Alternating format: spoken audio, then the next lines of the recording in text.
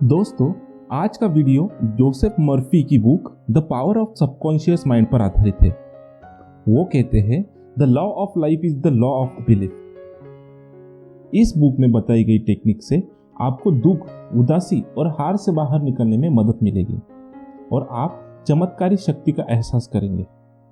आप अपने subconscious brain की छुपी हुई शक्ति को इस्तेमाल करना सीखेंगे, जिससे आप जिंदगी में कुछ भी प्राप्त कर सकते हैं, जैसे कि पैसा, नाम, शोहरत, पावर, खुशी। राइटर ने यह बुक 20 चैप्टर में लिखी है। मैंने इस किताब को 3 पार्ट्स में डिवाइड किया है और मैं एक एक करके आपको सभी चैप्टर्स के बारे में डिटेल में बताऊंगा। मैंने इस किताब को इन 3 पार्ट्स में ज़्यादा से ज़्यादा कवर करने की कोशिश की है ताकि कुछ भी रह ना जाए और इस किताब में लिखी हुई हर अच्छी बात आप लोगों को पता लगे और आप उससे ज़्यादा से ज़्यादा फायदा उठा सकें। तो चलिए शुरू करते हैं पहले पार्ट से। Chapter 1, the treasure house with in you.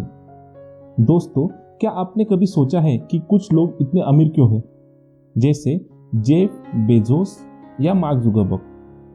वही दूसरी ओर ऐसे लोग भी हैं जो सारी उम्र गरीबी की लाइफ जीते हैं। लेखक कहते हैं कि हम सबके अंदर एक खजाना मौजूद है जिसका नाम है सबकॉन्शियस ब्रेन। इसी में क्रिएटिविटी की आइडिया भरे होते हैं। जब किसी को एक अच्छा आइडिया मिल जाता है तो फिर वह उसकी मदद से अमीर बन जाता है। अमेज़न, फेसबुक अपने आप में आइडिया ही तो है, लेकिन बहुत से लोगों को सबकॉन्शियस ब्रेन या उसके काम करने के तरीके के बारे में पता ही नहीं होता। यह आपको कभी भी आइडिया दे सकता है। जैसे लेखिका जेके रोलिंग ने हैरी पॉटर नाम का नोवेल लिखा है। उन्हें इसका आइडिया ट्रेन में बैठे बैठे आया था। उस समय वे 32 साल की थी। इससे पहले वे जिंदगी की मुश्किलों से जूझ रही थी। अब दुनिया में कोई भी नहीं बता सकता कि उन्हें हैरी पॉटर का आइडिया 32वें साल में ही क्यों आया। अगर 25 साल में आ जाता तो कितना अच्छा होता, वे जल्दी अमीर बन पाती। तो दोस्तों, इसलिए लेखक ने कहा है कि हमारे दिमाग में आइडियाज का खजाना है, लेकिन उस तक कैसे पहुंचना है उसका किसी को भी पता नहीं है।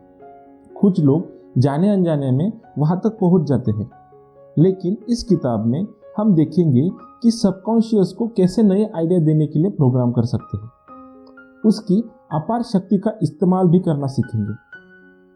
आगे हम जानेंगे कि हमारा ब्रेन वास्तव में कैसे काम करता है, आइडियाज कहाँ रहते हैं, उन तक कैसे पहुंचा जा सकता है।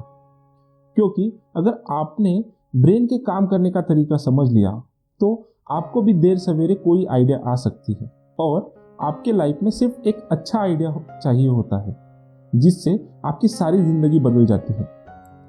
आप नेम, फेम और मनी सब पा लेते हैं। इसलिए बुक के सभी चैप्टर को अच्छे से समझें। Chapter 2, how your mind works.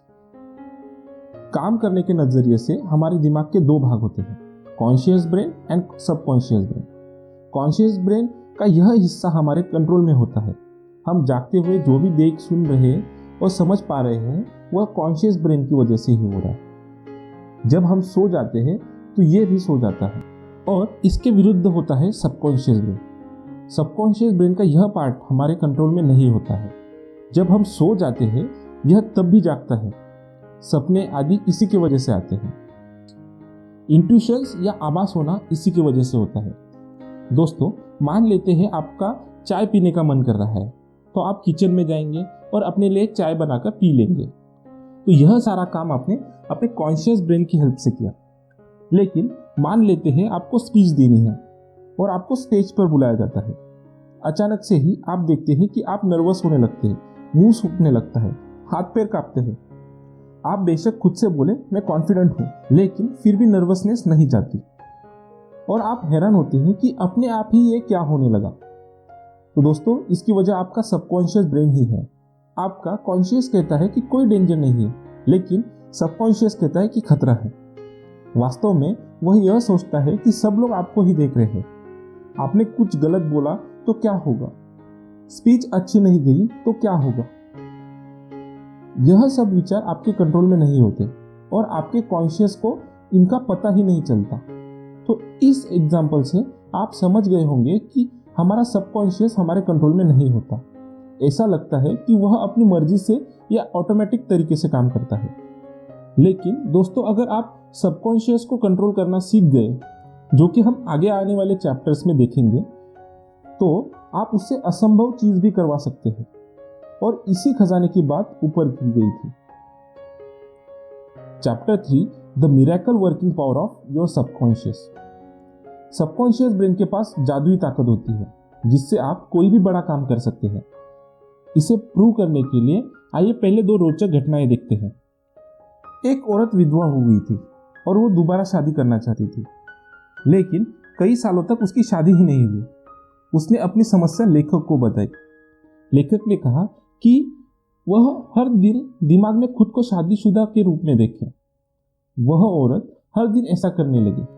वह देखती कि उसकी शादी हो गई है, वह पति के साथ घर के सारे काम कर रही है, उसके 2 बच्चे हैं और वह काफी खुश है। वह जब भी अकेले होती तो इसी मेंटल इमेज को सोचती रहती। 1 महीने बाद ही वह एक फार्मासिस्ट से मिली और उन दोनों की शादी हो गई। दूसरा एग्जाम्पल ऐसा है कि एक बार एक आदमी का एक्सीडेंट हो गया।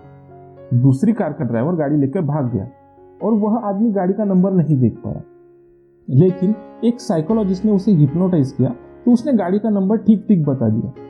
तो दोस्तों इन दोनों एग्जाम्पल से हमें सबकॉन्शियस की ताकत का पता चलता है। पहले एग्जाम्पल से यह पता लगता है कि हम कॉन्शियस होकर जैसे भी सोचते हैं उसे हमारा सबकॉन्शियस मान लेता है और उसे पाने की कोशिश करता है। इसलिए आप भी कॉन्शियस ब्रेन से हमेशा पॉजिटिव सोचें। इससे आपका सबकॉन्शियस भी पॉजिटिव सोचने लगता है। दूसरे एग्जाम्पल से पता चलता है कि सबकॉन्शियस के काम करने का दायरा बहुत बड़ा होता है। मान लीजिए आप एक किताब पढ़ रहे हैं, आपका कॉन्शियस ब्रेन किताब पढ़ने में बिजी है। उसे आसपास खेलते बच्चों की आवाजें या पक्षियों की आवाजें भी सुनाई नहीं दे रही, लेकिन आपका सबकॉन्शियस बैकग्राउंड में चल रही हर गतिविधि को भी नोट कर लेता है। इसलिए एक्सीडेंट होने वाले आदमी के सबकॉन्शियस ब्रेन ने कार के नंबर को सिर्फ एक ग्लांस में ही नोट किया, जिसका आदमी को पता भी नहीं था। Chapter 4, mental healing in ancient time. पुराने जमाने में बड़ी बड़ी मशीनरी हुआ करती थी। उस समय लोग सिर्फ विश्वास से दूसरों को ठीक कर देते थे। एक बार एक वैद्य के पास एक बीमार लड़की को ले जाया था। वैद्य ने देखा कि उस लड़की की बीमारी की दवाई उसके पास नहीं थी, लेकिन उसने पुड़ियों में सिर्फ चीनी का पाउडर दे दिया और लड़के से कहा कि सुबह शाम यह दवाई की पुड़िया लेते रहना और ईश्वर से कहना कि धन्यवाद ईश्वर, आज मैं पहले से बेहतर फील कर रहा हूँ। फिर लड़के ने ऐसे ही करना शुरू किया और 7 ही दिन में वो बिल्कुल ठीक हो गया, क्योंकि जब वह प्रेयर बोलता था तो उसके सबकॉन्शियस को लगता था कि वह सच में ही बेहतर फील कर रहा है। तो इस प्रिंसिपल को आप भी आजमा सकते हैं। विश्वास से अगर आप एक पॉजिटिव बात हर दिन बोलेंगे तो आपका सबकॉन्शियस ब्रेन उसे मानेगा। Chapter 5, mental healing in modern time. आज के ज़माने में हॉस्पिटल में बड़ी बड़ी मशीनें होती हैं, लेकिन फिर भी सबकॉन्शियस की ताकत को मेंटल हीलिंग के काम में लाया जा सकता है, क्योंकि बहुत सी बीमारियां अभी लाइलाज है। एक बार एक व्यक्ति को टंग पैरालिसिस हो गया, जिसकी अभी भी कोई दवाई नहीं है। उस व्यक्ति को डॉक्टर के पास ले जाया गया। डॉक्टर ने उसे एक सिंपल सा इंस्ट्रूमेंट दिखाकर कहा कि यह नया इंस्ट्रूमेंट आया है, जैसे ही मैं इससे आपकी टंग पर रखूंगा तो आपकी टंग ऊपर की ओर उठेगी। जैसे ही डॉक्टर ने इंस्ट्रूमेंट उसकी टंग से टच किया, उसकी जीभ हिलने लगी और ठीक हो गई। तो यह चमत्कार सबकॉन्शियस ब्रेन की वजह से ही हुआ, क्योंकि उसका कॉन्शियस ब्रेन मान चुका था कि उसे पैरालिसिस हो गया है, लेकिन डॉक्टर के बोलने से सबकॉन्शियस को यह यकीन हो गया कि इंस्ट्रूमेंट उसे ठीक कर देगा। तो दोस्तों, कॉन्शियस ब्रेन की तरह हमारे सबकॉन्शियस में भी एनालिटिकल पावर नहीं होती। उसे जैसा आदेश दिया जाता है वह उसे मान लेता है। Chapter 6, practical techniques in mental healing. तो दोस्तों, आइए अब सबकॉन्शियस ब्रेन की मदद से मेंटल हीलिंग का तरीका जानते हैं। अगर आप कभी बीमार पड़ जाए तो इन 2 तरीकों का इस्तेमाल करके खुद को जल्दी ठीक कर सकते हैं। एक, पास ओवर टेक्निक। इस टेक्निक का मतलब है आप अपनी प्रॉब्लम को सबकॉन्शियस को पास कर दें, मतलब उससे हेल्प मांगे। मान लीजिए अगर आपको खांसी हो गई है तो दिन में कई बार सबकॉन्शियस से कहें कि मेरी खांसी ठीक हो रही है, मैं अच्छा फील कर रहा हूँ। इससे सबकॉन्शियस एक्टिवेट होगा और सच में आपकी सारी इम्यूनिटी को आपको ठीक करने में लगा देगा। 2. Visualisation technique. अगली तकनीक है खुद को स्वस्थ और खुश देखना। अगर फिर से खांसी का ही एग्जाम्पल लें तो आप यह विजुअलाइज करें, देखिए कि आप गर्म पानी के गरारे कर रहे हैं, व्यायाम कर रहे हैं, ठीक हो गए हैं, रनिंग कर रहे हैं और बहुत हेल्दी और खुश है। इस तरह की इमेज आपके सबकॉन्शियस को फिर से आपको स्वस्थ करने के लिए प्रोग्राम कर देगी और आप बहुत जल्दी किसी भी बीमारी से उबर पाएंगे। दोस्तों, the power of your subconscious mind book का यह पहला पार्ट था। मुझे उम्मीद है कि आपको यह पार्ट बहुत पसंद आया होगा और आपने इस वीडियो में बताई गई बातों से बहुत कुछ सीखा होगा। इस वीडियो को लाइक और शेयर करें और ऐसे ही इंटरेस्टिंग और नॉलेज से भरी वीडियो देखने के लिए हमारे चैनल ग्रो बडी मोटिवेशन को सब्सक्राइब करें। मैं जल्द ही the power of your subconscious mind का दूसरा पार्ट लेकर आऊंगा। तो चलिए मिलते हैं अगले वीडियो में।